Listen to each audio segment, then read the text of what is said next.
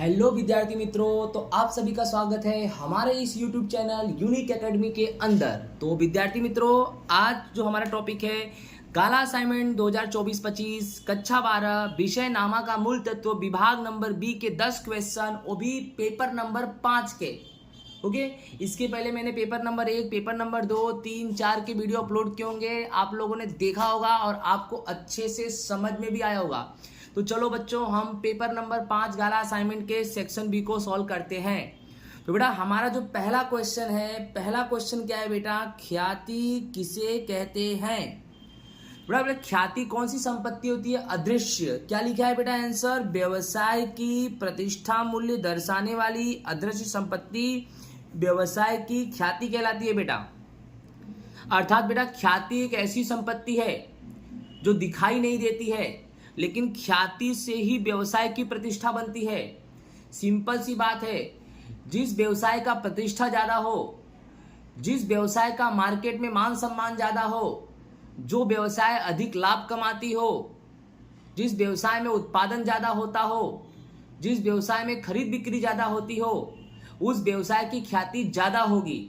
Okay, तो ख्याति किसे कहते हैं, व्यवसाय की प्रतिष्ठा मूल्य दर्शाती अदृश्य संपत्ति व्यवसाय की ख्याति कहलाती है। ओके, नेक्स्ट हमारा क्वेश्चन है क्वेश्चन नंबर 22, संपत्ति और दायित्व का पुनः मूल्यांकन अर्थात क्या बेटा।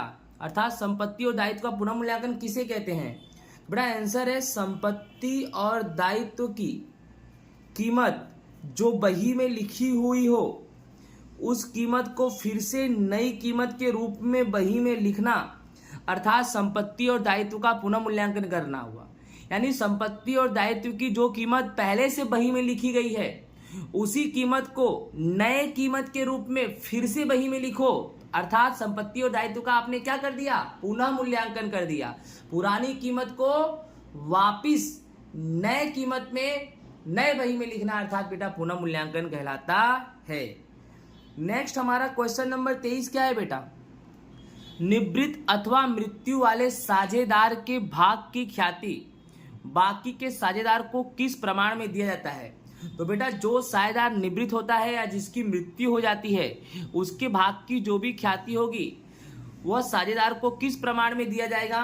तो बेटा लाभ के प्रमाण में दिया जाएगा। सिंपल सी बात है, आपको तरीका बताऊं बेटा, निवृत्ति है, निवृत्ति में ख्याति कौन से प्रमाण में देते हैं, लाभ के प्रमाण में देते हैं। नेक्स्ट हमारा क्वेश्चन नंबर 24 क्या है, ऐच्छिक विसर्जन किसे कहते हैं। ऐच्छिक मतलब इच्छा के अनुसार। तो बेटा एकदम आसान परिभाषा है, जब साझेदारों के सर्वसम्मति से, जब सभी साझेदारों के सर्वसम्मति से पेढ़ी का विसर्जन हो तो उसे ऐच्छिक विसर्जन कहते हैं।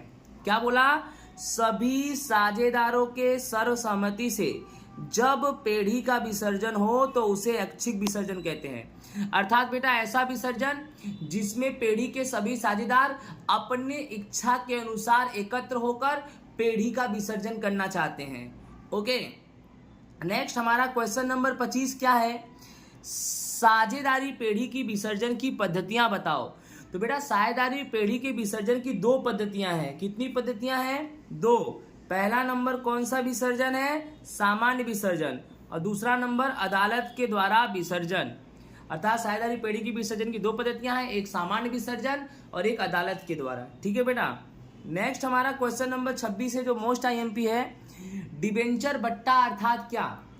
डिबेंचर बट्टा अर्थात क्या।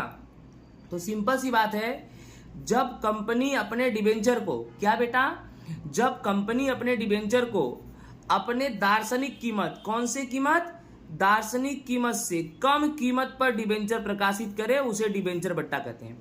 अर्थात जब कंपनी अपने डिबेंचर को अपने दार्शनिक कीमत से कम कीमत पर डिबेंचर प्रकाशित करे तो उसे क्या बोलेंगे, डिबेंचर बट्टा। ठीक इसी का उल्टा होता है डिबेंचर प्रीमियम। अगर एग्जाम में डिबेंचर प्रीमियम पूछे तो उल्टा लिख दो, जब कंपनी अपने डिबेंचर को अपने दार्शनिक कीमत से कम कीमत नहीं अधिक कीमत पर डिबेंचर प्रकाशित करे।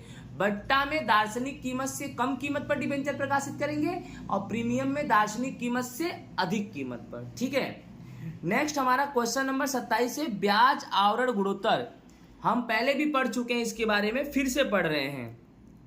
कि ब्याज और करवेरा के पहले का लाभ, ये पहला हो गया, ब्याज और करवेरा के पहले का लाभ और दीर्घकाल दायित्व का ब्याज, दो चीज, ब्याज और करवेरा के पहले का लाभ और दीर्घकाल दायित्व का ब्याज, दोनों के बीच संबंध दर्शाने वाले गुणोत्तर को ब्याज आवरण गुणोत्तर कहते हैं। सिंपल सी बात है, दो चीज को याद रखना इसमें कि ब्याज और करवेरा के पहले का लाभ और दीर्घकाल दायित्व का ब्याज, दोनों के बीच संबंध दर्शाने वाले गुणोत्तर को ब्याज आवरण गुणोत्तर कहते हैं। इसके पहले वाले वीडियो में मैंने इसको अच्छे से भी एक्सप्लेन कर दिया है कि दीर्घकाल का दायित्व क्या होता है। ठीक है, नेक्स्ट क्वेश्चन क्या है हमारा 28वां, बिक्री माल की लागत किसे कहते हैं। तो बहुत आसान है, ध्यान से समझना कि प्रारंभिक स्टॉक, खरीदी और खरीदी के खर्च को जोड़ो।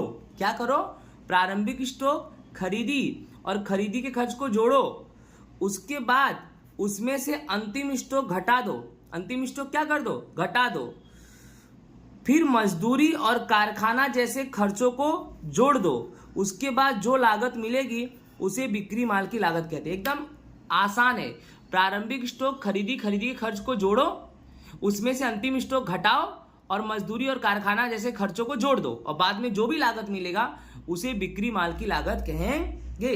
ठीक है बच्चों, अब क्वेश्चन नंबर हमारा 29 क्या है बेटा, कि कौन सा व्यवहार हमेशा परिचालन प्रवृत्तियों का होता है।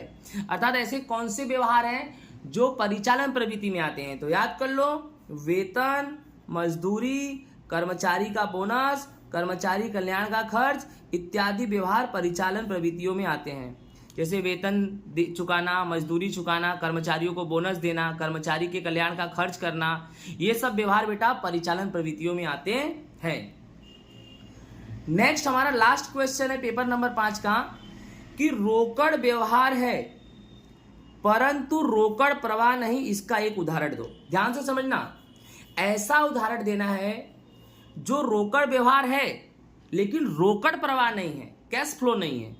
तो एकदम आसान है, रोकड़ बैंक में भरना कि रोकड़ बैंक में से निकालना। अर्थात बैंक में रोकड़ भरो या बैंक में से रोकड़ निकालो, ये रोकड़ व्यवहार है। क्यों?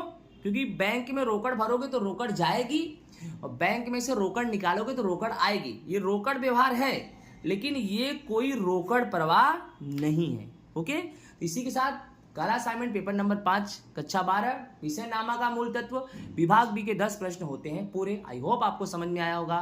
धन्यवाद, राधे राधे।